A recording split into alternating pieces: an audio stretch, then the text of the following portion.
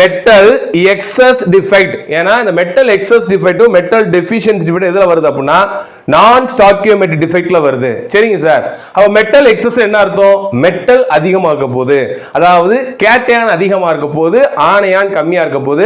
வாங்க பார்க்கலாம். The presence of more number of metal ions as compared to anion. So ஆனையானையும் கேட்டையானையும் compare பண்ணோம்னா இந்த கேட்டையான் அதிகமா இருக்குன்றாங்க. அதுதான் ஃபர்ஸ்ட் பாயிண்ட்.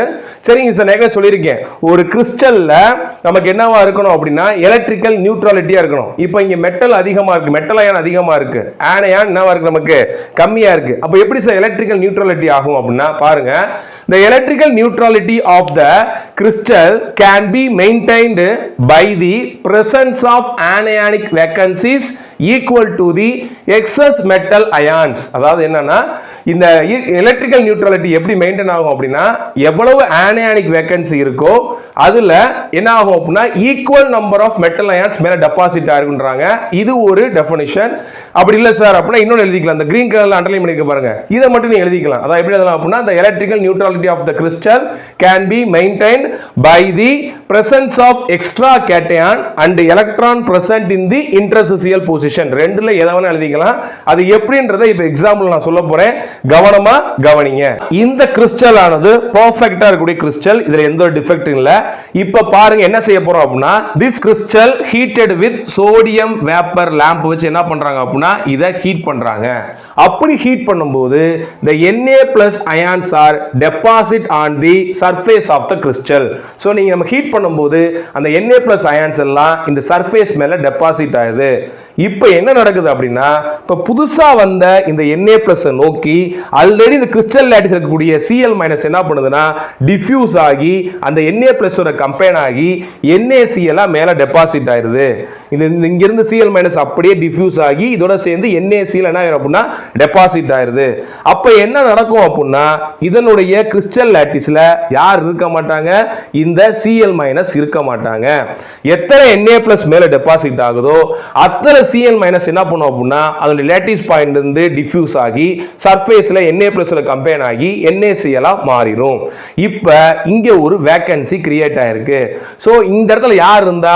ஆனையான் இருந்தாங்க. அதனால இது ஆனையானிக் வேகன்சியை கிரியேட் பண்ணிருது. சரி, நான் ஏற்கனவே சொல்லியிருக்கேன், எந்த ஒரு கிறிஸ்டல்னாலும் என்ன ஒரு டிஃபெக்ட் இருந்தாலும் எலக்ட்ரிக்கல் நியூட்ரலிட்டியை மெயின்டைன் பண்ணணும். So the electrical neutrality can be maintained by the presence of anionic vacancy equal to the excess metal ion. So எத்தனை ஆனியானிக் வேகன்சி இருக்கோ அந்த அளவுக்கு என்ன இருக்கும் மேல அந்த அயான்ஸ் பிரசன்ட் ஆயிருக்கும். சப்போஸ் இங்க 2 போட்டிருக்கேன்னா 2 என்ன ஆகும்? Cl- வெளியே போயிடும், 2 Cl- மேல போயிடும்.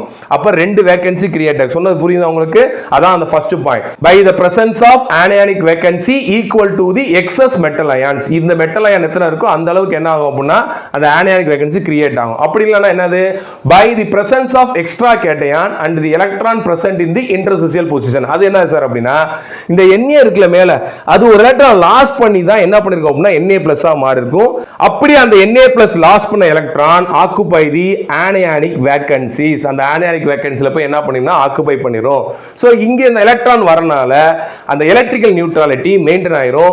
இப்படி எலக்ட்ரான் ஆக்குபை ஆகிற இந்த இடத்துக்கு பேர் வந்து என்ன அப்படின்னா F சென்டர் அப்படின்னு பேரு. இதுக்கு என்ன பேரியா? F சென்டர் பேரு. F சென்டரை 2 மார்க்லயும் கேக்குறாங்க. இப்ப நார்மலா இருக்கக்கூடிய கிறிஸ்டலை காட்டிலும் Na+ வந்து கொஞ்சம் அதிகமா இருக்கு. அப்ப இதனுடைய ஈக்குவேஷன் ஃபார்முலா எப்படி எழுதுவாங்க அப்படின்னா Na1 + xCl அப்படின்னு எழுதுவாங்க. x டைம்ஸ் என்ன இருக்குன்னா அதிகமா இருக்குது, எவ்வளவுன்னு தெரியாது, அது 1 வேர்டுக்கு வரும், நோட் பண்ணிக்கங்க. இப்போ வந்து பாருங்க, புக் எடுங்க, நான் ரீட் பண்ணா உங்களுக்கு புரியும் பாருங்க. ஃபர்ஸ்ட் வால்யூம்ல பேஜ் நம்பர் 194ல பாருங்க. For example when NaCl crystals are heated in the presence of sodium vapor, heat பண்ணிட்டோம், என்ன நடக்குது? Na+ ions are formed and are deposited on the surface of the crystal. மேல surface of the crystal என்ன பண்ணிச்சு? Deposit ஆயிருச்சு. chloride ions, that is Cl-, diffuse to the surface from the lattice point, இங்க diffuse ஆயிருச்சு, and combine with Na+ ion. so நான் புரிஞ்சதங்க, the electron lost by the sodium vapor diffuse into the crystal lattice and occupy the vacancy created by the Cl- ion. such anionic vacancies which are occupied by unpaired electrons are called F center. புரிஞ்சா? இவர் இங்க இருந்து மேல அங்க போகும்போது அங்க இருந்து electron இங்க வந்துரும். அப்ப எலக்ட்ரிக்கல் நியூட்ரலிட்டி மெயின்டைன் ஆயிரும்.